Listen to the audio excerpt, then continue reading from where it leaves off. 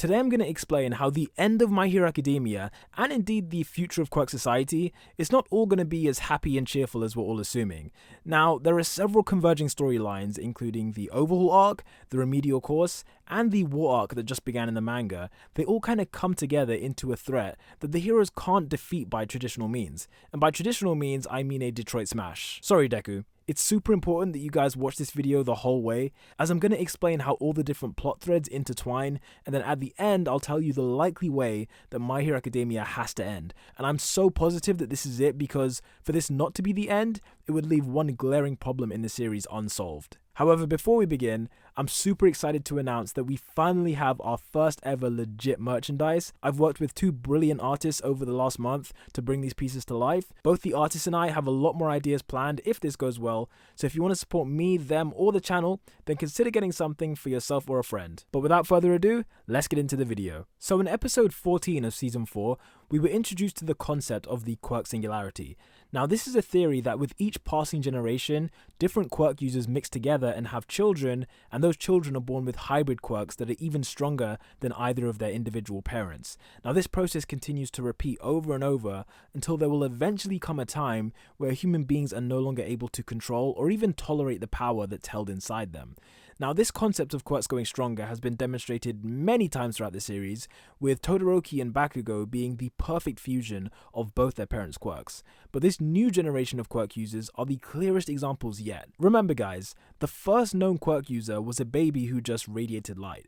And while that's kind of cool, it doesn't really compare to having the ability to rewind people, or having a literal mouth cannon, or my second favorite Quirk of all time, binging balls. These kids aren't just incredibly powerful, but as President Mike said, they are superior to his generation at this age in every conceivable way. So what about when these kids grow up and have kids of their own? And then what about when their kids have kids, and so on? The notion that Quirks would become too powerful for the human body to handle is by no means a far-fetched theory. And before moving on, it's also worth noting that the two characters in My Hero Academia who unquestionably have the most knowledge about Quirks more than anyone else, both of them subscribe to this Quirk singularity doomsday theory. Dr. Ujiko even uses the analogy that the hardware of the human body can't keep up with the software of Quirk evolution. Bearing that in mind, whilst Overhaul was nothing short of an absolute lunatic, there is one belief that he never deviated from. Overhaul believed that Quirks were a disease and that society was infected. He developed this belief after learning that Quirks originally came from rats, and so far this is the only explanation that we've ever been given as to why Quirks manifested in the first place, and to be honest, until there's something introduced to the contrary of this, I'm inclined to believe that Horikoshi put this in here because it is in fact true. Quirks are a disease that derive from rats, and whilst on the surface they seem to empower society, in reality it's just a ticking time bomb that's slowly killing humanity over the generations, and will one day culminate in the day when no single human will be able to control the Quirks inside them. This will lead to the extinction of the human race in just a few more generations. Hell, even the first user of One For All said to Deku that the point of singularity has already been passed. And while I think he may have been exaggerating a bit, you can still see where he's coming from. Characters like Aoyama and Dabi, they both suffer the detrimental effects of their Quirks. Even the #1 hero Endeavor isn't immune from the negative blowbacks of using his Quirk, and he even referred to Deku as one of us, and what he meant by that is that Deku is a person whose Quirk punishes his body for using it. And how could we even forget that back in the day, All For One was dishing out Quirks like it was an episode of Oprah or something, and people genuinely couldn't handle these Quirks until they became like brain-dead mummies. This was all the way back in the first generation when Quirks weren't even that great. And on top of all of that, Deku says in this panel that human society without Quirks would have mastered interstellar travel by now, meaning that the manifestation of Quirks is something that has prevented human society from evolving technologically. So what we know is that while Quirks do have their upsides, the fact is that as long as Quirks exist, they essentially put a limit on how many more generations humanity can survive. They've also stunted technological advancements, and they have negative impacts on the body, even for top heroes like Endeavor. And, most importantly, they're growing too strong too quick. Now, before I explain how everything interconnects and what that means for the future of Quirk society, I just want to mention this. For those of you that don't know, Horikoshi is a massive Star Wars fan. In fact, he's included more references than I can count. And while some of them are clearly just for fun, like having R2-D2 working for the villains, for example, there are other references that are way more meaningful. At the very start of Deku's journey, all the way back in episode 1, we see him rushing to observe a fight outside Tatooine Station.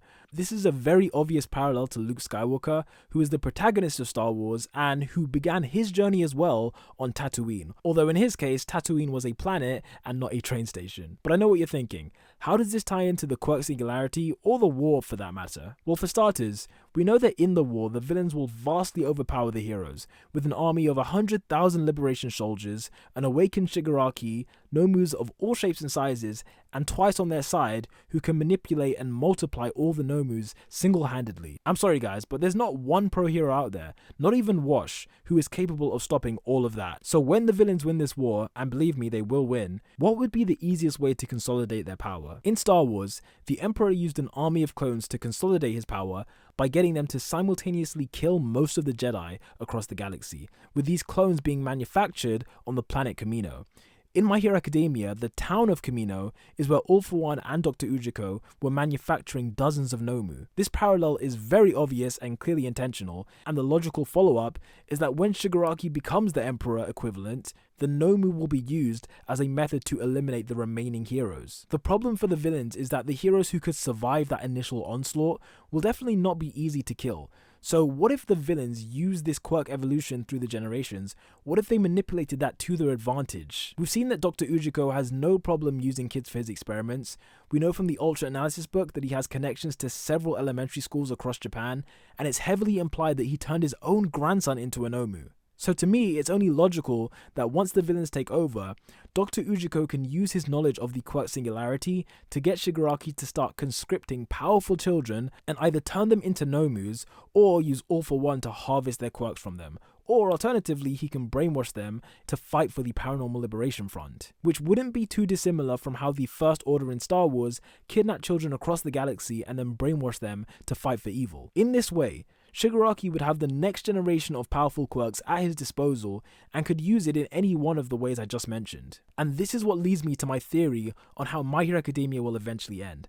I'm looking way past the current series and into the future, where Deku is a pro-hero and Shigaraki is probably long gone by this point. The problem that Horikoshi has with ending My Hero Academia is that while you can destroy a villain like Shigaraki or Nine or All For One, what you can't defeat is something that is almost intangible. And I'm not talking about Lemillion here. The quirk singularity is not something that you can defeat in a fight.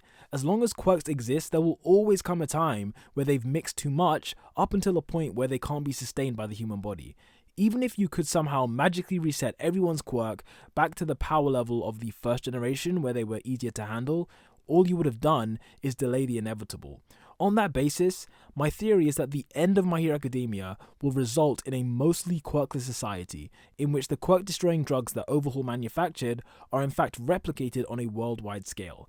I envisage a system quite similar to the current one, in which professional heroes are the only people allowed to use their quirks, and that those who have quirks that are uncontrollable or have no desire to become a hero, they either have their quirks cured or donated to science. In much the same way that Dr. Ujiko is able to harvest individual quirks and store them inside chips, I believe that in the future, people could voluntarily give up their quirks and have them stored in this way. I believe the series will end this way because the quirk singularity is an inevitable thing. You can never get away from the singularity. Every generation, the quirks will get stronger and stronger and stronger. And then you gotta ask yourself, why has Horikoshi included certain things? So for example, the fact that the first user of One For All mentioned the singularity to Deku, and the fact that little kids like Eri are incredibly powerful. Horikoshi is signaling at this. He's very much aware of the fact that quirks are getting stronger. And given that the Overhaul arc is the longest arc in My Hero Academia history, it has a lot of important things that will be relevant to the series going forward.